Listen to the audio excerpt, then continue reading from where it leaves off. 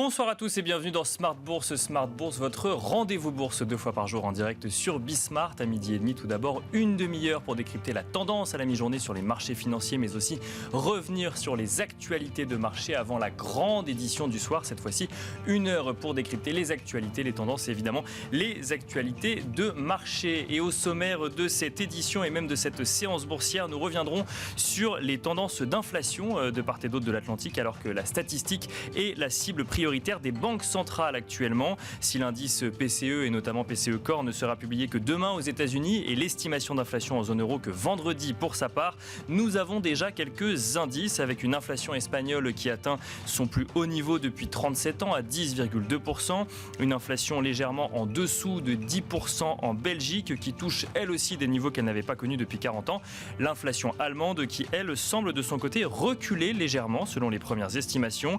Est-ce un indice du rapprochement du pic de l'inflation en zone euro ou est-ce trop tôt pour l'attester alors que Christine Lagarde, la présidente de la BCE, estime qu'il est peu probable que la période de faible inflation que nous avons connue avant Covid ne revienne et que les banques centrales doivent s'adapter à des anticipations d'inflation plus élevées. Autant de perspectives que nous commenterons dans un instant dans Smart Bourse. Nous évoquerons également le sujet de la Chine et de sa capacité à venir tirer la croissance mondiale si la réouverture de son économie se confirme. Si la majorité des scénarios économiques semblent se mettre d'accord sur une récession au moins modérée aux États-Unis et un peu plus forte en Europe, la capacité de la Chine à apporter un peu plus de croissance reste un des facteurs d'optimisme sur les marchés actuellement. La Chine peut-elle tenir ce rôle et peut-elle venir à elle toute seule contrebalancer les scénarios récessifs actuels? Une question que nous poserons à nos invités dans un instant dans Smart Bourse.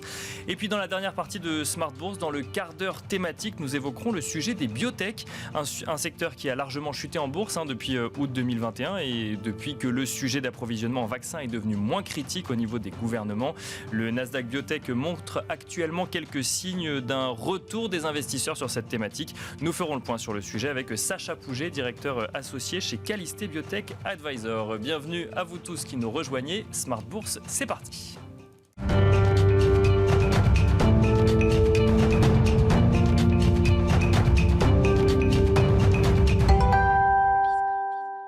Et nous commençons tout de suite avec Tendance, mon ami, le résumé complet de l'actualité boursière du jour proposé par Alix Nguyen.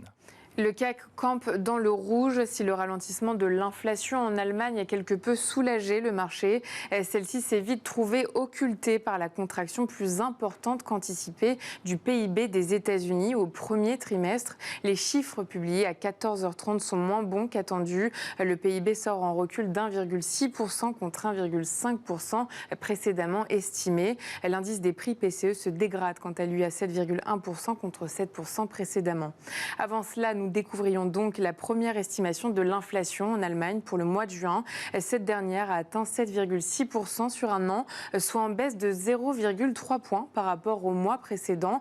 Elle reste cependant à un niveau historiquement haut. On retient aussi qu'en Espagne, en juin, l'inflation a atteint un record de 10%. Autre fait majeur, aujourd'hui, les responsables de grandes banques centrales ont tenté d'apaiser les esprits à l'occasion du forum de Sintra. Jérôme Powell a répété que l'économie américaine reste résiliente tout en concédant qu'un redécoupage du monde en camps géopolitiques et économiques signifierait une moindre productivité et une croissance plus faible. Sur la même longueur d'onde, Christine Lagarde constate pour sa part que nous nous orientons vers une approche de la chaîne d'approvisionnement qui pose la question de savoir si les partenaires sont des ennemis ou des amis. Elle a par ailleurs estimé que l'ère d'une inflation ultra basse qui prévalait alors avant la pandémie a peu de chances de revenir. Sur le plan des valeurs à suivre, aujourd'hui, par opposition à la séance d'hier, le secteur de l'automobile connaît l'une des plus fortes baisses. Renault et Stellantis reculent.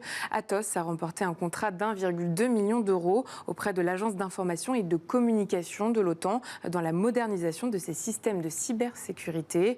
Euraseo annonce la vente des 51% du capital de l'américain Trader Interactive sur la base d'une valorisation de près d'1,9 milliard de dollars.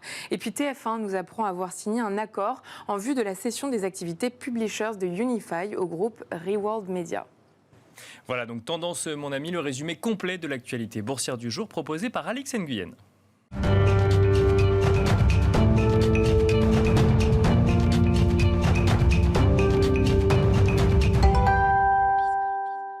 Et nous voilà partis pour Planète Marché, une quarantaine de minutes ensemble pour tenter de décrypter l'incertaine et riche actualité, parfois politique, souvent économique et surtout financière sur le plateau de Smart Bourse avec un CAC 40 qui évolue actuellement dans le rouge en recul de 0,95% à 6028 points. Nous avons le plaisir ce soir d'être accompagnés par 3 experts. Louis Defels est avec nous tout d'abord. Bonsoir Louis Defels.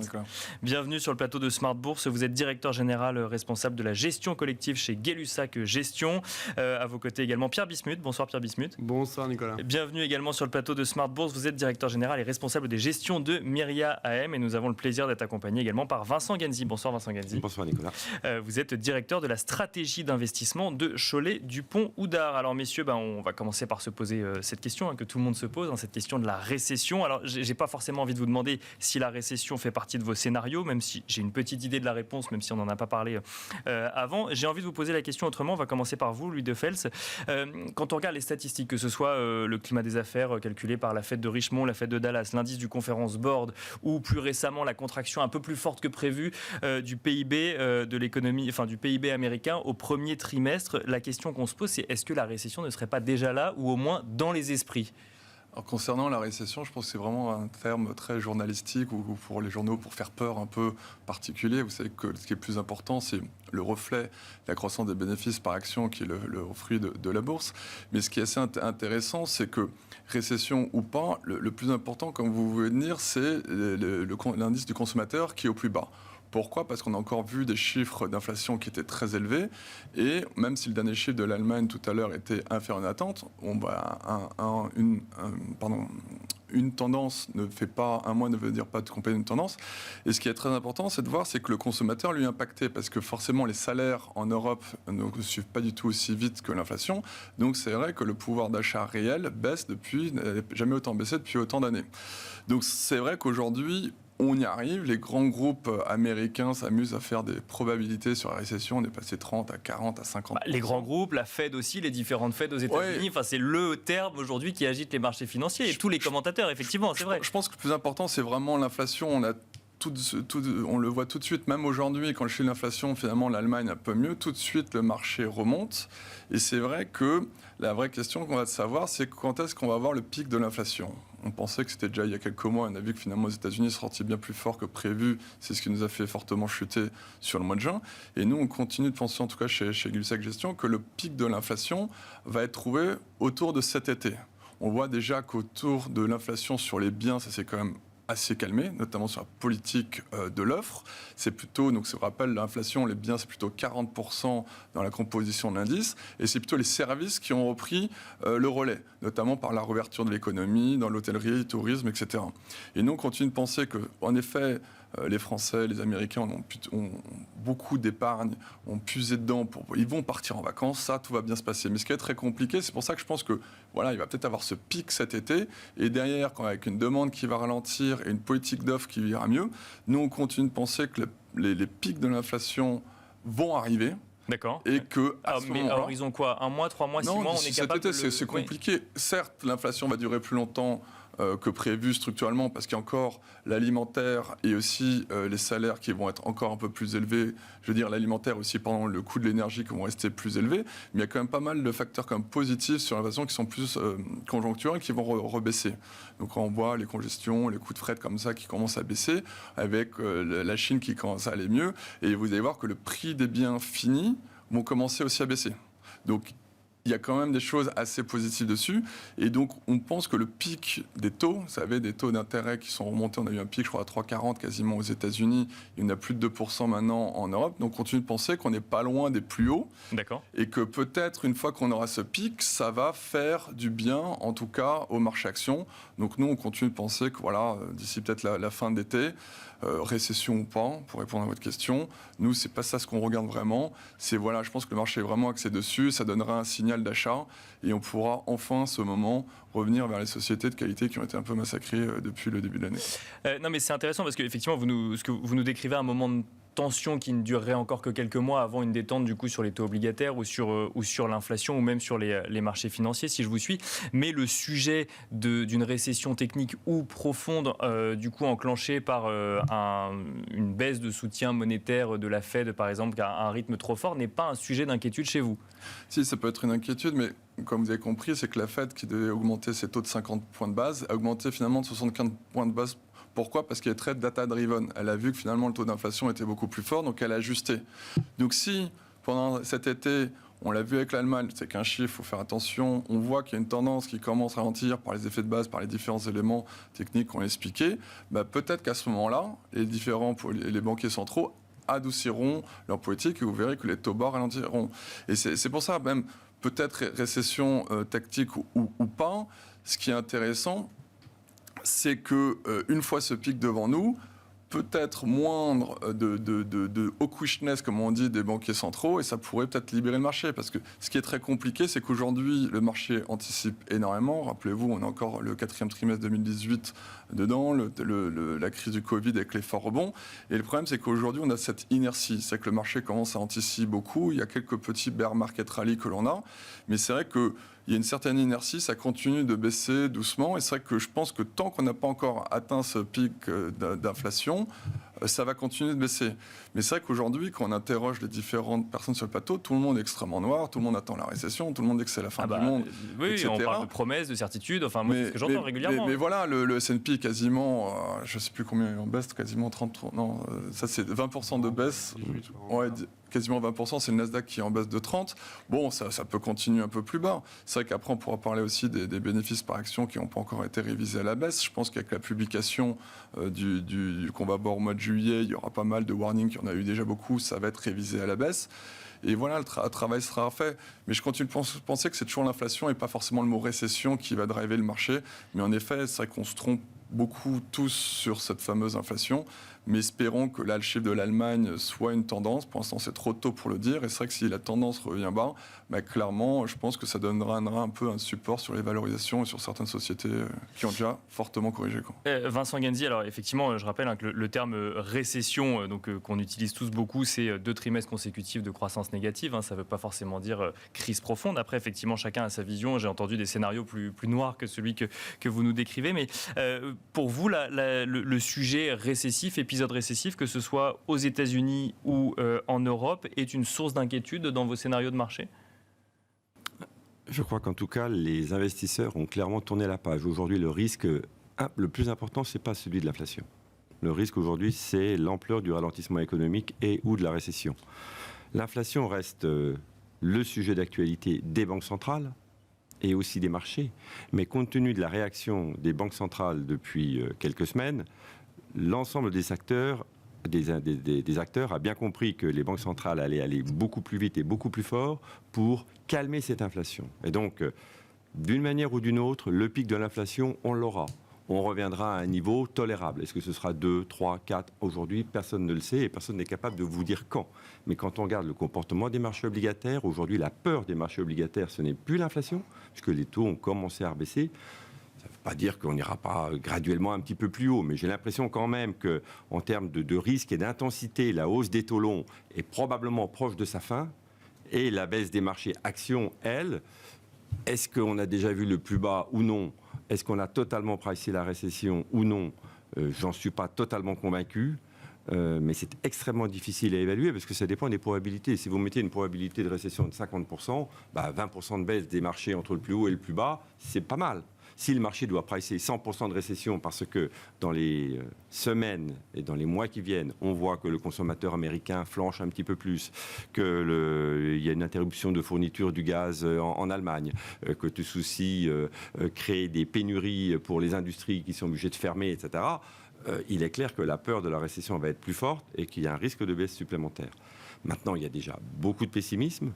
On a tous en tête le modèle de la voie étroite qui consiste pour les banques centrales à monter suffisamment les taux pour les relâcher quand on voit que la pression sur l'inflation diminue et arriver à faire un soft landing, c'est possible. Powell dit que ça va être un peu compliqué parce qu'il y a d'autres éléments que very challenging, il dit, ouais.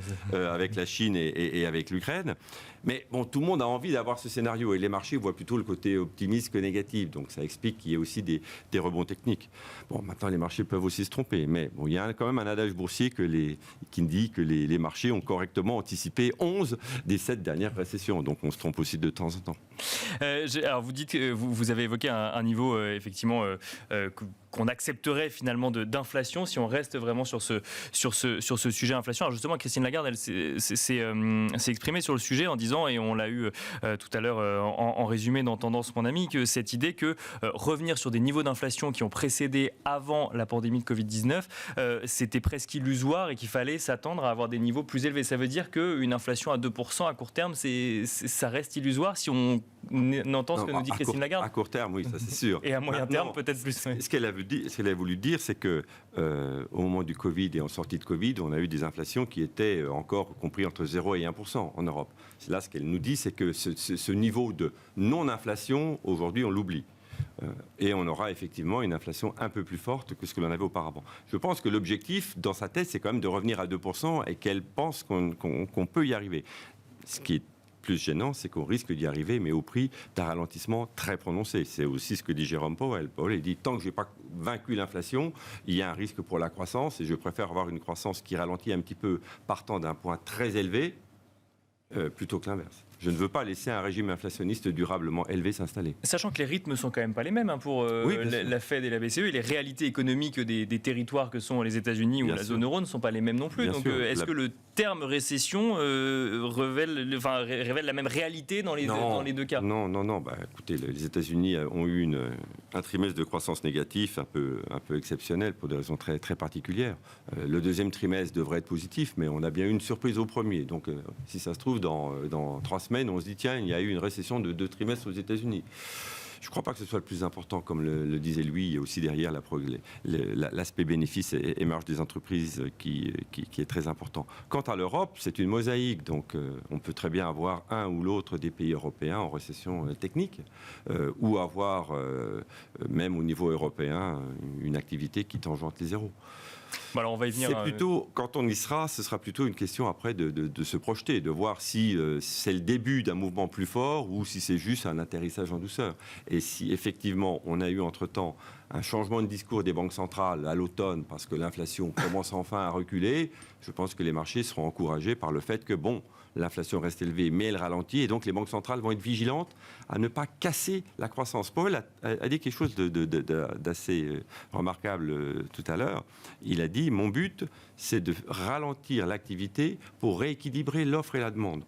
C'est pas d'arriver en récession, évidemment. C'est tellement compliqué qu'il ne va pas s'engager sur le fait qu'il va éviter la récession. Mais il met bien l'accent sur les choses importantes. Rééquilibrer l'offre et la demande. Pierre Bismuth, alors effectivement, j'ai compris effectivement que la récession n'est peut-être pas le cœur du sujet, peut-être un commentaire dessus, avec peut-être un ajout, c'est le sujet Chine. Donc la Chine qui rouvre partiellement son économie, en tout cas qui impose des délais de quarantaine un peu plus restreints qu'avant pour les étrangers. Et alors quand j'entends moi les scénarios qui pour le coup promettent une récession, il y a quand même ce sujet Chine qui amène un certain optimisme pour apporter un peu de croissance mondiale et donc permettre un soft landing ou en tout cas un atterrissage en douceur pour le dire en français. Est-ce que déjà ce scénario récession, vous dites également que c'est pas forcément le sujet principal aujourd'hui? Et 2, est-ce que la réouverture de l'économie chinoise peut aider justement à éviter quand même une récession, qu'elle soit technique ou non? Alors, sur le sujet récessif, moi je pense que les marchés voudraient voir une récession, mais auto-réalisée. C'est-à-dire que les banquiers centraux ne soient pas obligés de provoquer une récession, ce qui permettrait finalement à l'inflation de se calmer de manière assez naturelle. Et effectivement, on est plutôt en croissance soit négative, soit nulle, et ça de part et d'autre de l'Atlantique. Donc, est-ce qu'on est en récession? Probablement, ou en tout cas, si on n'est pas en récession, on est vraiment en activité, on va dire, complètement plate, en tout cas sur les 2 trimestres les 2 premiers trimestres de l'année. Donc on a ça aux États-Unis, donc on part avec un moins 50. Donc si on va faire la somme des 2 trimestres, on sera probablement négatif. Donc, alors, est-ce que c'est une récession? Non, c'est pas 2 trimestres consécutifs négatifs, mais on est probablement en récession. En Europe, on voit bien que les chiffres de croissance, c'est 0. Et ce qu'on va annoncer finalement sur l'année, c'est en gros l'acquis de croissance qu'on a depuis l'année dernière. En tout cas, si on anticipe un peu les chiffres qui vont nous arriver. Donc pour moi, la récession, on y est, ou c'est quasi. Et en fait, je pense que le marché, et d'ailleurs on le voit sur la réaction des chiffres américains, en fait, il y a un petit soulagement au fait qu'on se dise on est encore enfin dans un scénario bad news is good news. Donc les taux commencent à baisser parce que finalement l'inflation elle a l'air de passer son pic aux États-Unis, mais on sait bien que tout ça est très très dépendant des prix de l'énergie et que bien malin celui qui pourra annoncer le chiffre de l'inflation en juin, juillet, août prochain aux États-Unis. Mais là où les États-Unis ont quand même un avantage compétitif énorme, c'est qu'ils n'ont pas besoin du gaz russe. Donc eux, ils sont plutôt indépendants d'un point de vue énergétique. Donc si on se projette sur les États-Unis en fin 2022, voire 2023, en fait, ils ne sont pas du tout dans la même situation que l'Europe. Ils ont une situation de plein emploi. C'est pour ça d'ailleurs que la Fed n'hésite pas à monter ses taux de 0,75%. Parce que finalement, en fait, la réalité du consommateur américain ou même de l'employé américain, c'est qu'il y a des offres d'emploi partout, qu'il peut trouver un emploi, on peut se faire virer et retrouver sans passer par la case chômage. Donc, je pense qu'on n'est pas du tout dans le même scénario. En Europe, là, quand même, on a pas mal d'épées de Damoclès. Alors, nous, on a effectivement, avec la guerre en Ukraine, une croissance absolument nulle. Voilà, bien sûr, avec un taux d'inflation hyper élevé. Alors, est-ce qu'on a passé le pic ou pas? En tout cas, on est sûr qu'en France, on ne l'a pas passé, puisque l'INSEE prévoit un chiffre d'inflation à 6,8% à la fin de l'année. Donc, comme on est à 5,2, et malgré en fait un plan Macron à 50 milliards pour essayer de juguler l'inflation française. Donc, on va voir les chiffres européens, mais je pense qu'on est très loin du pic d'inflation. Et surtout, en fait, on ne peut pas le prévoir en Europe. C'est ça qui est vraiment compliqué, parce que tout va dépendre de ce qui va se passer en hiver. Et si on n'a pas accès aux sources d'énergie alternatives au gaz russe, alors là, on va avoir vraiment la mosaïque dont parlait Vincent. C'est vraiment, on va avoir l'Allemagne qui va fortement flancher. Et donc, on peut avoir un scénario beaucoup plus noir sur la zone euro. Aux États-Unis, je pense que Powell, il essaie de rééquilibrer. Est-ce qu'on va arriver à faire un soft landing? On verra bien. Mais en tout cas, ils ont quand même beaucoup plus de cartes en main de ce côté-là de l'Atlantique que nous, avec cette crise en Ukraine et on l'a vu avec les précédentes crises géopolitiques. On a des crises alimentaires à venir sur le continent plutôt africain, voire asiatique. Bien sûr, oui. On voit bien que si on a une crise migratoire, c'est tout ce que l'Europe va fortement crisper. Donc, à mon avis, c'est vraiment deux choses et deux dynamiques différentes. Et on est sûr que la BCE va devoir remonter ses taux plus haut que 0,25. Je rebondis sur le sujet énergétique avec vous, Louis Defels. Vous avez évoqué tout à l'heure le sujet effectivement des multiples et des valorisations des entreprises. Alors, il y a un questionnement quand même sur la saison des résultats qui arrive, que ce soit aux États-Unis ou en Europe, mais peut-être un petit peu plus particulièrement en Europe. Si on fait le lien avec les tensions énergétiques, c'est de se dire, est-ce que les analystes ou même les entreprises ont suffisamment anticipé l'impact du coup des prix énergétiques sur le trimestre à venir? Première question. Et deuxième question, c'est que vont nous annoncer ces entreprises vis-à-vis des trimestres à venir si jamais on doit se retrouver avec un fort choc énergétique cet hiver? Donc là aussi, on a des questionnements encore en suspens pour cette fois-ci. Oui, non, c'est assez vrai. C'est vrai que c'est quand ça se passe, les analystes sell-side révisent toujours beaucoup trop tard à la baisse et beaucoup trop en retard aussi quand ça repart à la hausse. C'est assez classique parce qu'ils ne peuvent pas deviner non plus, avoir une boule de cristal, ce qui va se passer. Nous, ce qu'on pense, c'est qu'on voit pour 2022, la croissance du consensus, que ce soit aux États-Unis ou en Europe, est quasiment encore à 2 chiffres, donc bien aidé par le secteur énergétique. Mais même quand on le retire, on est encore en croissance positive. On voit qu'il y a Goldman Sachs qui récemment est passé à 0 de croissance pour 2023, donc on voit que le travail commence à être fait. Et je pense qu'il y aura un gros travail de fait sur les publications de mois de juillet et de septembre, lorsque la plupart des sociétés auront publié. Et elles vont peut-être affiner leur guidance, parce que se rappeler, en T1, elles ont toutes utilisé le prétexte de la guerre russe en disant « Oh là, je ne donne pas de guidance ». Là, elles vont être un peu obligées de le faire. Et c'est sûr, je pense qu'à ce moment-là, il y aura des coupes drastiques. Bon, il y a quand même pas mal, ça a été quand même pas mal anticipé. Mais clairement, ce qu'il faudra vraiment regarder aussi, c'est que sur le T1 et une partie du T2, on va dire que le consommateur est encore bien tenu. Il tiendra peut-être encore bien, comme je disais tout à l'heure, pour cet été sur la partie service. Mais pour la partie bien, en tout cas pour la marge des sociétés, je pense que c'est à ce moment-là, parce qu'elles ont eu pas mal de pricing power, et on a vu pas mal de sociétés qui ont fait des warnings, qui commencent à dire trop tard, là, on va avoir plein de stocks. On a encore vu Nike il y a quelques jours qui a beaucoup de stocks, notamment en Chine, avec la problématique, qui vont devoir faire des rabais. C'était la problématique de Walmart et aussi de Target. Et donc là, on va pouvoir commencer à avoir peut-être la fin, rappelez-vous, du pricing power. Parce que quand il y avait une problématique d'offre, vous vouliez tel carrelage, telle chose, c'était passé au consommateur final, c'était fini. Mais sauf qu'aujourd'hui, on augmentait les prix. Et puis on augmente les prix. Mais je ne sais pas si aujourd'hui vous avez refait des travaux chez vous récemment. Je pense qu'il y a beaucoup de gens, c'est monté beaucoup trop cher, beaucoup trop fort et avec un délai beaucoup trop long. Donc je pense qu'il y a beaucoup de gens qui se sont arrêtés. Et si cette demande, on parlait tout à l'heure, se met à ralentir au moment où la politique d'offre va arriver, clairement, ça va impacter les marges des entreprises. Il y aura peut-être moins ce pricing power qu'il y a eu. Et à ce moment-là, les bénéfices par action vont enfin chuter. Peut-être que le consommateur sera moins là. Mais voilà, donc nous, c'est un peu ce qu'on attend. Donc c'est vrai que les biens, on va dire la consommation, que ce soit en Europe ou aux États-Unis, c'est une grosse composante du PIB. Donc est-ce que T3, T4, ça sera un peu plus compliqué? Est-ce qu'on aura cette fameuse récession technique dont on parle? Mais clairement, quand vous regardez la consommation discrétionnaire, que ce soit aux États-Unis ou en Europe, c'est un des secteurs les plus massacrés depuis le début de l'année. Donc le marché anticipe énormément. Donc c'est cette fameuse inertie qu'il y a. Mais clairement, le travail n'a pas encore été fait. Et de toute façon, le travail n'est jamais fait. Le marché rebondit toujours avant, une fois que le travail est fait. Donc c'est ça ce qui est de question, c'est cette question de timing qui est toujours hyper dure, qui va dépendre de beaucoup de choses, des croissances bénéficiaires, des guidance et aussi, comme on disait tout à l'heure, de l'inflation. Moi, je continue de penser que quand l'inflation va se calmer, le marché va anticiper et rebondir par une moindre pression des banquiers centraux. C'est vrai que l'inflation n'est pas la même quand on a dit aux États-Unis et en Europe. Et aussi, il ne faut pas oublier qu'aux États-Unis, à partir du 4e trimestre, l'inflation devrait quand même pas mal ralentir par le choc immobilier. Rappelez, l'immobilier a pris plus de 20% l'année dernière avec les taux hypothécaires. Aujourd'hui, quand vous êtes aux États-Unis, pour le même bien un an avant, vous avez des mensualités qui sont quasi le double. Donc je pense qu'aussi aux États-Unis, ça va en calmer pas mal sur le prix immobilier. Et c'est vrai que les boosts de l'inflation qu'on a eu depuis 6 mois aux États-Unis sont pas mal venus aussi des prix de l'immobilier. Donc voilà, donc tout ça, ça va... C'est pour ça que j'ai du mal à être trop noir, à part si bien évidemment il y a des signes noirs qui font que ce ralentissement, on a vu des choses cachées encore comme on pouvait avoir, que ça fasse l'effet un peu domino, mais c'est beaucoup trop tôt pour le dire, c'est pas tous nos scénarios.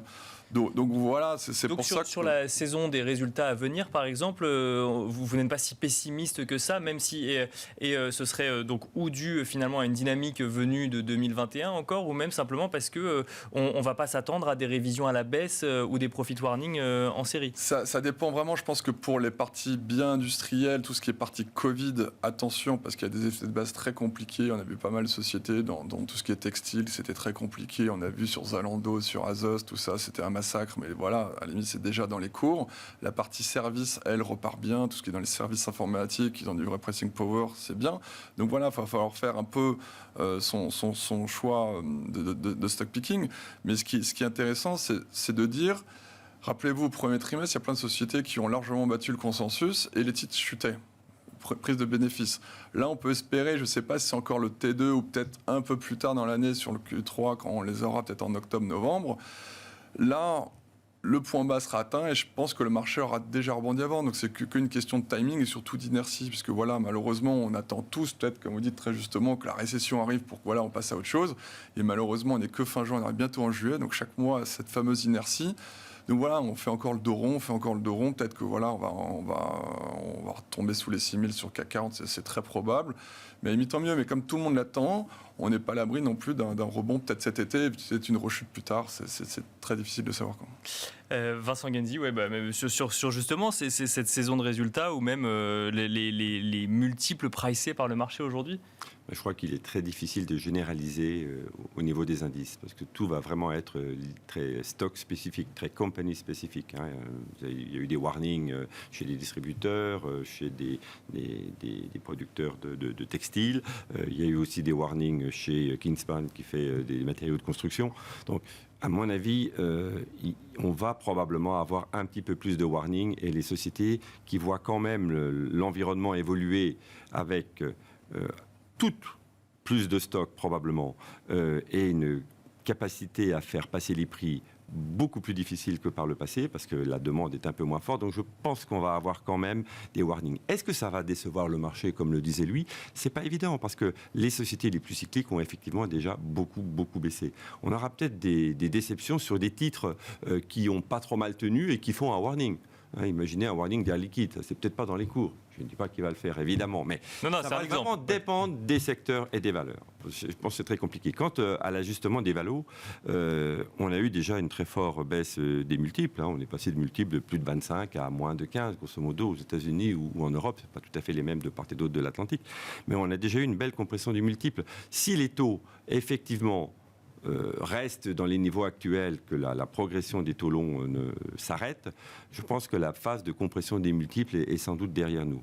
Après, ce qui va être difficile à ajuster et à mettre en œuvre, c'est effectivement le travail d'ajustement des résultats à la baisse. Comment on va l'intégrer, alors ce qui devrait être mauvais pour le marché, alors qu'au même moment, effectivement, on aura peut-être une petite remontée des PE. Donc c'est ça qui peut éventuellement faire remonter les marchés d'ici la fin de l'année, c'est que malgré une révision des résultats, et c'est vrai à chaque récession ou à chaque événement un peu dramatique, les analystes forcément révisent beaucoup trop tard. Donc je pense qu'effectivement, les marchés pourraient passer au travers de ça. Donc ça nous laisse relativement confiants pour une fin d'année où les indices pourraient probablement rattraper une bonne partie du chemin. En revanche, il faut quand même commencer à réfléchir à une option un peu plus longue de quelle va être la croissance potentielle, quelle va être la croissance potentielle des résultats des entreprises dans un univers où il y aura durablement un petit peu plus d'inflation, un petit peu moins de pricing power, une croissance également un petit peu plus faible, et une incertitude sur l'énergie aujourd'hui quand même. Et une incertitude sur l'énergie qui va peut-être pas trop peser sur l'inflation, parce que là, les bases vont devenir forcément plus favorables, mais elle va peser sur la consommation, sur le pouvoir d'achat des ménages, notamment aux États-Unis, où là, il n'y a pas l'amortisseur de la fiscalité. Donc les ménages américains sont très très sensibles au prix de l'essence, et généralement le prix de l'essence a toujours été un bon indicateur d'un ralentissement économique. Donc au-delà de cette année 2022, sur 2023 et 2024, il ne faut pas non plus s'attendre à forcément des rebonds de marché colossaux, parce qu'on risque d'avoir des capacités bénéficiaires, là aussi les banquiers centraux commencent à le dire, une profitabilité un petit peu plus faible. Donc on est peut-être en train de changer un peu de monde. On a connu une décennie depuis 2009 de forts rebonds des marchés avec quand même déjà beaucoup de volatilité. On a peut-être devant nous une période de croissance des marchés beaucoup plus faible, drivée par une croissance des résultats plus faible, avec toujours de la volatilité, puisque les banques centrales vont continuer à retirer des liquidités. Pierre Bismuth, sur ce nouveau monde qui s'ouvre à nous, effectivement, que ce soit Jérôme Powell ou Christine Lagarde, ils nous préparent un petit peu quand même à cette idée, et notamment d'ailleurs avec ce que nous disait Jérôme Powell, c'est-à-dire que si on, et c'est ce qui a l'air d'être le cas aujourd'hui, que si on se retrouve dans un redécoupage du monde en camp géopolitique et économique, du coup, il faut s'attendre à une croissance plus faible, et ça passe aussi par une croissance plus faible des entreprises, comme le disait Vincent Genzi. Oui, de toute façon, après, on a aussi on a pas mal de lois, et notamment en France, la loi qui m'intéresse beaucoup en ce moment, climat et résilience, sur la performance énergétique des logements. On sait très bien que la transition écologique va peut-être rapatrier des industries européennes, sur le sol européen, bien sûr. Localement, mais qu'il va y avoir forcément un coût supplémentaire à l'isolation des logements, aux nouvelles voitures qui vont progressivement prendre le pas sur les voitures diesel ou essence. Et en fait, c'est pas très intéressant ce que nous ont dit les banquiers centraux là-dessus, c'est que oui, rien que par l'effet de transition écologique, on va être dans un monde plus inflationniste que précédemment. Mais parce que l'exemple justement de la transition énergétique des logements ou de changement de voiture, c'est quoi? C'est que ça vient peser sur le budget du consommateur, c'est ça? Et donc, Ou alors de l'État. Donc on va voir comment chaque État et chaque nation va s'en tirer. Mais on voit bien, pendant la campagne présidentielle, on a eu des idées où, justement, pour favoriser la transition écologique, on voulait faire un abonnement sur des voitures électriques plutôt que de posséder ces voitures. Mais en tout cas, on a un changement de plusieurs pans économiques à prévoir. Et ces changements vont soit peser sur le budget des ménages, soit peser sur le budget de l'État. Ce sera forcément sur le budget des ménages, parce que si c'est l'État qui prend en charge le coût de la transition, ce sera répercuté par de l'impôt ou des taxes à un moment donné. et ça reviendra sur le budget des ménages. Oui, bien sur sûr. les entreprises ou les ménages, parce que si on était à des niveaux de 60%, si on était à 60% de dette peut-être, mais vu les niveaux d'où on part, ça va être plus compliqué. Il faut voir le Japon. Oui, je sais. Bon, on peut aussi peut-être imaginer une transition énergétique sur laquelle on se donne un petit peu plus de temps. Mais alors, justement, c'est pas tellement l'idée du moment. C'est plutôt inflationniste. Mais parce que sur ce sujet énergie, il y a deux choses. Il y a les craintes à court terme déjà d'avoir suffisamment d'énergie pour cet hiver ou l'hiver prochain et de voir toutes les entreprises fonctionner à allure normale. Et après, il y a ce sujet inflation énergétique, cette fois-ci en lien avec la transition énergétique et non plus avec l'approvisionnement qu'on pourrait avoir de la Russie.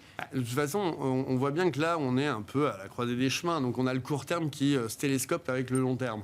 Mais on imagine mal que les énergies fossiles baissent à terme, à moins d'un Deus ex machina sur la guerre russo-ukrainienne et que tout d'un coup l'OPEP ouvre les vannes alors qu'ils sont à une production pratiquement record.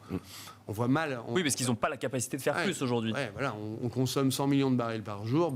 En fait, on est peut-être à 99,8 ou 100,2. Mais si on est dans un monde en croissance et on n'aime pas la récession, on aime plutôt la croissance, ce serait quand même difficile d'envisager que les énergies fossiles sur les 10 prochaines années soient moins consommées dans cette période de transition. Donc en fait, donc le court terme est un peu, c'est dramatique à plusieurs niveaux, bien sûr au niveau de la guerre, et également l'impact énergétique qu'on a sur les pays, et notamment européens plutôt qu'aux États-Unis, encore une fois.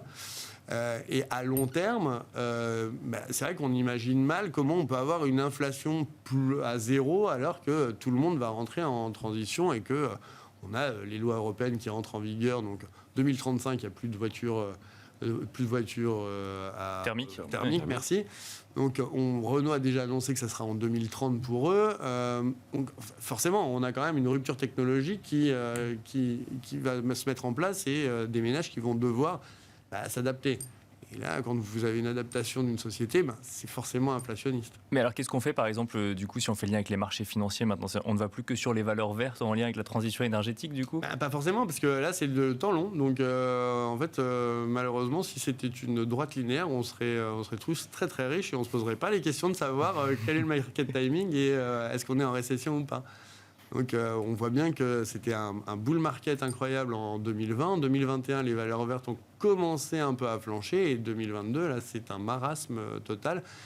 Et justement, les seuls qui s'en tirent sont, pour faire le lien avec les bénéfices, c'est difficile d'avoir beaucoup de pétrole en portefeuille quand on est tous soumis à SFDR.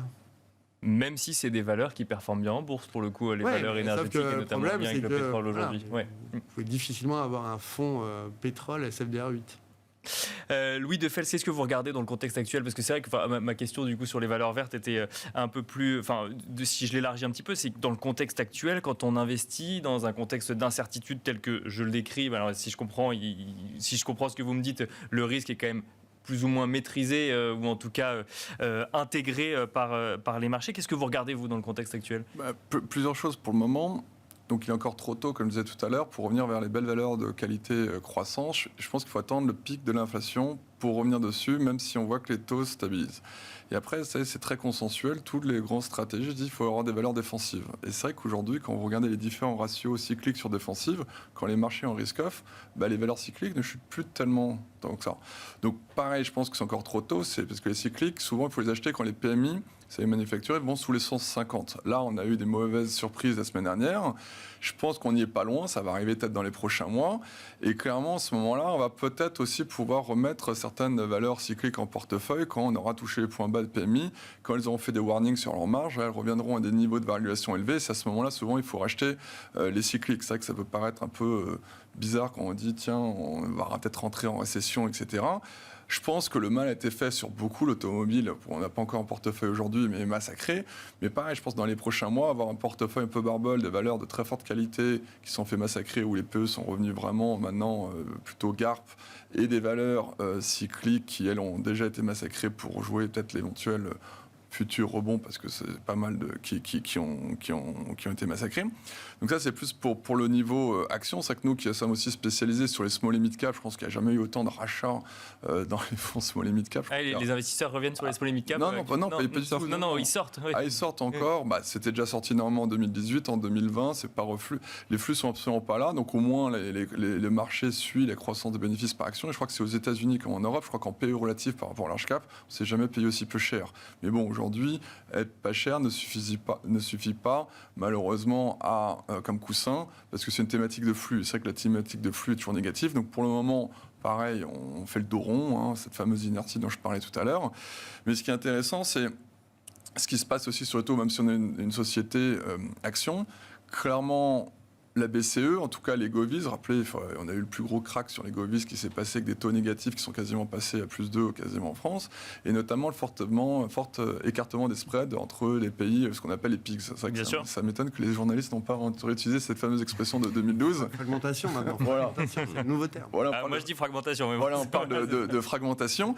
Et ce qui est assez intéressant, c'est que ce qu'a commencé à dire Christine Lagarde et ses membres dans la dernière, incessamment, c'était il y a quelques heures et hier, c'est qu'elle allait tout faire pour éviter cette fragmentation, mais ce qui est intéressant, c'est en stérilisant. Vous savez que normalement, et c'est pour ça que c'est pas forcément bon pour les banques, parce que normalement, quand on va avoir des coupons qui vont tomber, normalement, elle allait les refinancer auprès des banques, et ces 100 millions, par exemple, c'est 6% qu'elle allait refinancer aux banques, elle va les reprendre pour aller acheter de la dette, par exemple, d'Italie ou du Portugal.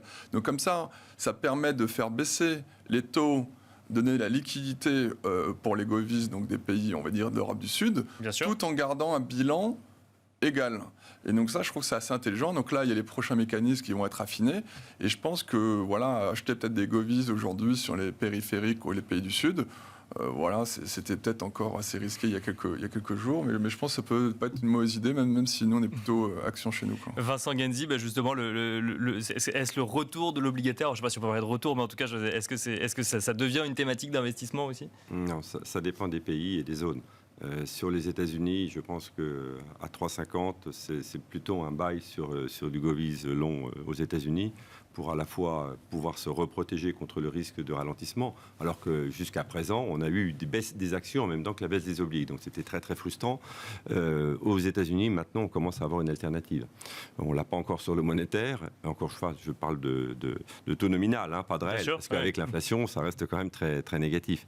Mais donc, dans une stratégie de portefeuille, sur la partie américaine, c'est ce que font en tout cas les États-Unis, les investisseurs américains. C'est clair qu'ils reviennent sur des obligations. Sur l'Europe, c'est un petit peu plus compliqué parce que d'une part, il y a tous les risques inhérents à l'Europe qu'on a vu tout à l'heure, et puis on a des taux qui restent encore relativement bas. Et donc, même si jusqu'à présent l'Europe était un peu protégée parce qu'elle avait une inflation structurelle qui était plus faible qu'aux États-Unis, de même qu'elle avait une croissance structurellement plus faible, l'évolution de l'inflation fait qu'on ne sait pas encore très bien où la Banque Centrale Européenne va s'arrêter. On commence à dessiner les contours de ce que ferait la Fed dans la deuxième partie de l'année. Sur la BCE, il y a ce qu'elle nous a dit, 25, plus 25, peut-être 75 sur l'année, voire un petit peu plus, mais les taux longs, est-ce que les taux allemands vont s'arrêter à 2 ou est-ce que ça ne va pas déraper plus loin? C'est un petit peu compliqué. Donc je ne suis pas encore acheteur, moi, de Govies en Europe. Et sur les Govies périphériques, est-ce que le risque de non-fragmentation est bien intégré dans les spreads? Je ne sais pas. Je ne sais pas. C'est comme le crédit. Aujourd'hui, il faut encore faire attention au crédit parce que les risques liés à la croissance, à l'activité, donc le risque de signature et de défaut, fait que le crédit est probablement encore n'a peut-être pas suffisamment baissé ou n'est pas encore suffisamment attractif pour revenir là-dessus. Pierre Bismuth, même question rapidement. Qu'est-ce que vous regardez vous actuellement? Donc on a évoqué effectivement les marchés actions, les small et mid cap ou effectivement l'obligataire. Qu'est-ce que vous regardez vous? Alors nous, on commence vraiment à regarder le haut rendement américain. D'accord. Puisque là, les taux de rendement sont aux alentours de 7-8 pour des signatures sous catégorie investissement, donc plutôt WB. Donc on pense que une fois, le marché de crédit est généralement en avance des actions et que avec un coupon intégré de 8%, en tout cas si on a pris toute la baisse des govies, des obligations gouvernementales, il nous semble que l'arbitrage sur des choses risquées mais pas trop permettrait de pouvoir reprendre l'ascenseur quand le pire des marchés sera passé. Rapidement, oui. Il y a une chose dont on n'a pas parlé sur le pricing justement du crédit, c'est l'impact de la réduction des liquidités qui va continuer de la part des banques centrales. Et donc effectivement, il y a l'aspect taux, niveau des taux de la Fed ou de la BCE, mais il y a aussi l'impact des moindres liquidités. C'est ça qui nous rend encore un petit peu réticents. Je ne sais pas si les spreads, même sur le high yield américain, sont déjà suffisamment... Après, c'est du stock picking. Et puis c'est très très liquide, beaucoup plus liquide que... C'est toujours le marché. Nous, on est très fan des États-Unis comme d'habitude. Moins de la Chine. Merci beaucoup, messieurs. Merci Vincent Genzi, directeur de la stratégie d'investissement de Cholet Dupont Oudard. Merci Pierre Bismuth, directeur général et responsable des gestions de Myria AM. Et merci Louis Defels, directeur général responsable de la gestion collective chez Gay-Lussac Gestion. Merci à vous également de nous avoir suivis. Et on se retrouve tout de suite dans le quart d'heure thématique de Smart Bourse.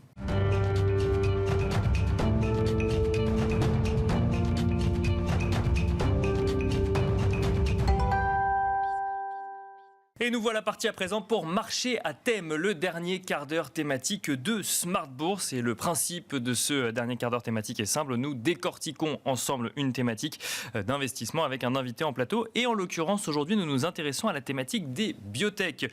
À en croire l'indice Nasdaq Biotech qui a pas mal reculé depuis août 2021, certains investisseurs semblent revenir sur la thématique. À en croire en tout cas le léger rebond fait par l'indice depuis la mi-juin. Alors pour évoquer ce sujet, nous avons le plaisir de recevoir sur le plateau de Smart Bourse Sacha Pouget. Bonsoir Sacha Pouget. Bonsoir Nicolas.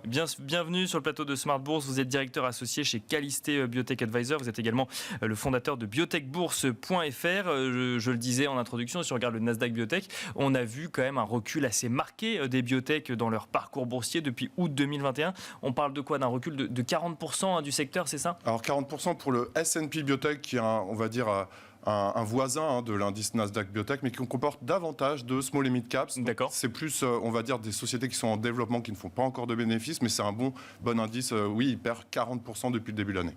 Mais on voit quand même certains investisseurs revenir aujourd'hui sur cette thématique d'investissement. Comment est-ce qu'on peut expliquer ça? En fait, c'est quoi? Il y a eu une vague de recherche de vaccins, donc tout le monde s'est intéressé aux biotech. Puis une fois que le sujet a été réglé, du coup, les investisseurs sont partis. Et là, on voit quand même les investisseurs revenir. Tout à fait. Alors déjà, ce qu'on a pu constater comme le compartiment des petites et moyennes entreprises, c'est qu'on a eu une désertion un peu des investisseurs sur cette thématique des petites et moyennes sociétés qui ont de la croissance mais qui ne font pas généralement de bénéfices. Les biotech font partie de cette classe d'actifs, donc elles ont souffert de cette rotation, on va dire, de portefeuille. Et aujourd'hui, on perd exactement la même chose qu'aux États-Unis, donc c'est assez global. En France et également en Europe. D'accord. Donc c'est un phénomène assez global lorsqu'on voit un petit peu les chutes qu'on a pu observer. Aujourd'hui, ce qu'on constate quand même, c'est qu'on est arrivé à des niveaux très attractifs puisque les sociétés biotech françaises, les 40, développent des pipelines, donc des produits en développement.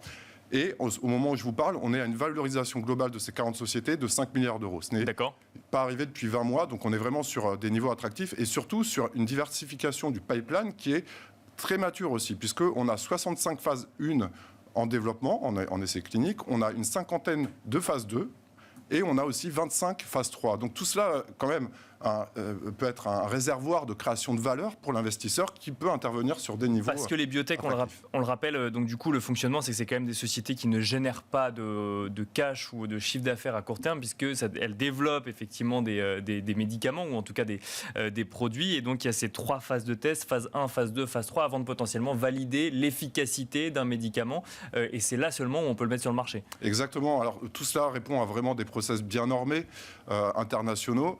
Et ce qu'on peut constater aussi, c'est que les sociétés biotech ont besoin de lever beaucoup d'argent pour parvenir à la commercialisation. Il faut financer la recherche. On est sur des cycles de développement qui sont longs et coûteux. Et ce qu'on a pu constater, et c'est un peu contre-intuitif avec la performance boursière, c'est que les biotech françaises ont pu lever dans de bonnes conditions cette année.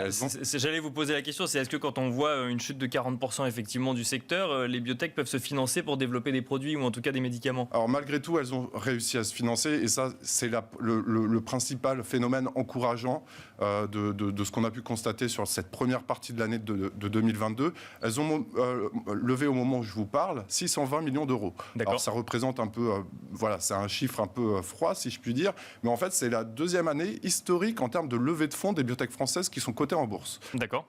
Le record était en 2020, suite à la pandémie, elles avaient su lever beaucoup d'argent. Et autre phénomène aussi encourageant, c'est qu'un tiers de ces fonds qui ont été levés, des 620 millions d'euros, ont été levés auprès d'industriels. D'accord. Donc ce sont les partenariats industriels, les big pharma, qui ont aussi financé le pipeline et qui ont eu à cœur de soutenir ce secteur. Et un tiers, c'est quand même très significatif. Donc des fonds qui ne viennent pas du coup de l'achat d'actions ou autre, mais plus d'industriels ou de private equity, c'est ça? Plus d'industriels et de private equity. Ce qu'on a pu constater cette année, c'est qu'on a beaucoup moins d'augmentation de capital que les années précédentes, au regard du fait que leurs cours sont très bas, donc elles ne vont pas procéder à ce type d'opération. Par contre, le relais a été justement observé du côté des partenariats, où là, on a vu vraiment un engouement, et on n'en est qu'à la moitié de l'année. Donc c'est quand même quelque chose qui est assez significatif. On le constate aussi aux États-Unis. Alors aux États-Unis, c'est un peu différent. Il y a eu beaucoup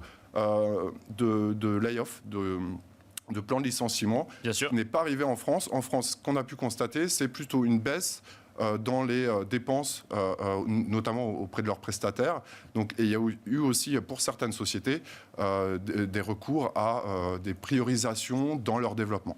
Et vous dites aujourd'hui, du coup, il y a des opportunités à revenir sur cette thématique d'investissement après l'envolée en lien avec la recherche contre le vaccin, pour le vaccin contre le Covid-19. Là, après du coup le recul, là, il y a des opportunités à revenir. Tout à fait. Alors maintenant, comme je le disais, elles sont bien financées, elles ont des pipelines qui sont quand même très diversifiés et étendus. Et surtout, on attend des annonces pour beaucoup d'entre elles, parce que vous savez que, en fait, comment fonctionne une société de biotechnologie. En fait, son cours va dépendre beaucoup des annonces, des news flow. Bien sûr. Fait. Notamment des annonces après les tests de phase 1, phase 2, phase 3, par exemple. Exactement. Et donc, d'un point de vue tactique, un investisseur peut prendre une position avant un catalyseur. Au cours actuel, on est quand même sur des cours très attractifs. Et il y a aussi une autre thématique qui émerge en ce moment, c'est tout ce qui est lié au monkeypox. Donc c'est plus ce qui est la variole du singe. C'est quelque chose qui a émergé à la fin mai. Et au moment où je vous parle, certaines sociétés se sont développées là-dedans. Notamment, on a eu un communiqué de presse hier de Novacite, une société française qui développe des diagnostics et qui a développé donc un diagnostic contre la variole du singe. On le voit aussi en Europe, avec une société par exemple qui s'appelle Bavarian Nordic, qui a des contrats avec l'armée américaine, qui a aussi des contrats avec certains pays européens. Donc c'est une thématique qui émerge. Il y a environ une dizaine de sociétés qui ont su profiter et rebondir grâce à cette thématique. C'est intéressant de voir ça parce que les biotech originellement, vous connaissez ça mieux que moi, mais on a quand même l'impression que c'est des sociétés donc, avec beaucoup de recherche qui s'intéressent à des maladies auto-immunes ou entre guillemets développer un médicament pour un grand laboratoire. Il y aurait un sujet presque de rentabilité, je ne sais pas si le terme est juste, mais vis-à-vis du développement du médicament et de sa commercialisation. Donc là, les biotech, en fait, s'intéressaient aux maladies rares ou autres. Et là, on voit qu'elles s'intéressent finalement, elles se sont intéressées au Covid-19, là, la variole du singe, dont on parle souvent dans la presse. On a un changement un petit peu de manière de fonctionner, de recherche, du coup, ou pas forcément? Alors, je pense que ça a toujours existé, que ce soit pour Zika, pour la pandémie Zika, en 2014-2015, que ce soit aussi pour Ebola, à une époque, l'époque, que ce soit, comme vous l'avez mentionné, avec le Covid, maintenant avec la variole du singe, c'est toujours des thématiques sur lesquelles il y a un savoir-faire chez certaines sociétés. Et donc, d'un point de vue opportunistique, elles essayent, oui, de s'engager dans la recherche de solutions face à des pics d'épidémie. Et là, en ce moment, c'est totalement le cas. Je pense que le secteur de la santé a totalement, évidemment, sa part à prendre pour trouver des vaccins, des traitements, ou alors trouver des diagnostics pour justement parer à ce qui peut vraiment à ce phénomène de crispation qu'il peut y avoir, à savoir dans les sociétés, mais aussi au niveau des États. Et on voit que les États prennent ça aussi en charge, puisqu'elles financent et le développement et la commercialisation, puisqu'elles vont acheter aussi des doses et des produits à ces sociétés-là. Donc c'est aussi quelque chose dont elles ont le savoir-faire, elles savent comment établir une stratégie, et en même temps, il y a aussi pour l'actionnaire, c'est vrai, des retombées qui peuvent être significatives. Qu'est-ce qu'il faut avoir en tête justement quand on veut se lancer sur cette thématique des biotech qu'on ne connaît pas forcément, parce que c'est vrai que ça n'a pas un fonctionnement boursier comme une entreprise traditionnelle avec des dividendes, des rendements et ensuite des publications de résultats trimestriels. Qu'est-ce qu'il faut avoir en tête, que ce soit en termes de risque ou en termes de comportement de ces sociétés? Alors ce qu'il faut avoir en tête, c'est justement ce que je disais en préambule, c'est regarder déjà le cycle de développement, où en est la société, à quel stade de développement, a-t-elle les moyens de parvenir à ses fins. Donc il y a un sujet financement, en fait. Il faut qu'elle ait suffisamment de financement pour pouvoir aller au bout. C'est critique, donc il faut regarder ce qu'on appelle l'autonomie financière, qui est tout simplement le cash qu'elle a de disponible, avec dépenses en face. On fait le ratio et ensuite on aura l'autonomie financière en nombre de trimestres ou en nombre de mois. Donc ça, c'est aussi quelque chose à regarder. Et enfin, les fondamentaux. Comme toute société, je pense qu'il est important, au-delà du niveau attractif du cours de bourse, si on est à un point bas, c'est aussi regarder quelle est la technologie, de quelle manière la société va innover et surtout, quelles sont les échéances à venir de manière à créer des paliers de valeur qui puissent être intéressants en termes de potentiel pour l'investisseur. Est-ce que, et on l'a souvent vu durant la crise Covid-19, des partenariats entre des grands groupes pharmaceutiques et des biotech, est-ce que ça c'est un facteur de légitimité ou en tout cas de sérieux pour une biotech, ou c'est pas systématiquement le cas et en fait ça dépend vraiment ensuite de la recherche en tant que telle et pas forcément du partenariat qui aura été noué? Alors tout à fait, c'est en quelque sorte un partenariat industriel vient valider l'approche de la société. Donc c'est une validation scientifique. On l'a vu d'ailleurs encore récemment, une société comme la Big Pharma Pfizer vient d'investir 8% du capital de Valneva. Bien sûr, oui, on en a parlé sur Smart Bourse.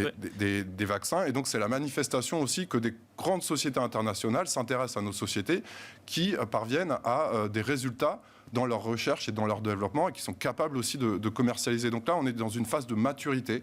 En tout cas, on s'en rapproche en France. On a quand même, il ne faut pas se le cacher, 10 ans de retard par rapport aux États-Unis, qui est une grosse industrie mondiale. Sur le secteur des biotech. Mais quand même, on gagne en maturité. Et en tout cas, on a tous les jours des preuves que des sociétés françaises sont capables d'avancer dans ce secteur aussi innovant et aussi challenging que la biotechnologie. Alors vous évoquez ça par rapport aux États-Unis. Rapidement, on regarde ça au niveau français ou au niveau européen? Parce que je sais qu'il y avait pas mal de biotech allemandes, par exemple, qui ont été sur le devant de la scène en lien avec la crise Covid. Ça aussi, on regarde ça également sur d'autres pays européens? Oui, tout à fait. On est sur un territoire européen où environ 200 biotech sont cotées. Certaines se feront racheter par des grands labos aussi. On a eu des exemples ces dernières années. Donc on est en capacité aussi en Europe de faire de sociétés innovantes des réussites. On peut créer aussi en France des champions. Mais je pense qu'il est aussi intéressant de se diversifier au-delà de la France, où on a quand même 40 sociétés et c'est pas loin après le UK, après la Suède, c'est le 3e pays où il y a le plus de sociétés cotées. C'est toujours intéressant aussi de chercher un moyen de diversification, que ce soit par exemple en Belgique, que ce soit aussi en Allemagne, comme vous l'avez mentionné, en Pologne aussi. Alors c'est peut-être plus compliqué, plus exotique, mais il y a beaucoup de savoir-faire en Pologne.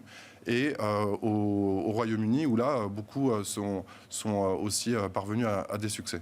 Merci beaucoup, Sacha Pouget, d'être venu sur le plateau de Smart Bourse. Je rappelle que vous êtes directeur associé chez Calisté Biotech Advisor et que vous êtes fondateur également de biotechbourse.fr et que d'ailleurs, justement, sur biotechbourse.fr, vous organisez une conférence le 6 juillet, Biotech Access, où vous avez donné la parole justement à des dirigeants de biotech cotés. Donc ça permettra peut-être d'en savoir un petit peu plus pour ceux qui ne connaissent pas ce secteur. Merci, en tout cas. Merci à vous de nous avoir suivis et je vous donne rendez-vous dès demain à 12h30 sur Bismart en direct pour un nouveau numéro de Smart Bourse.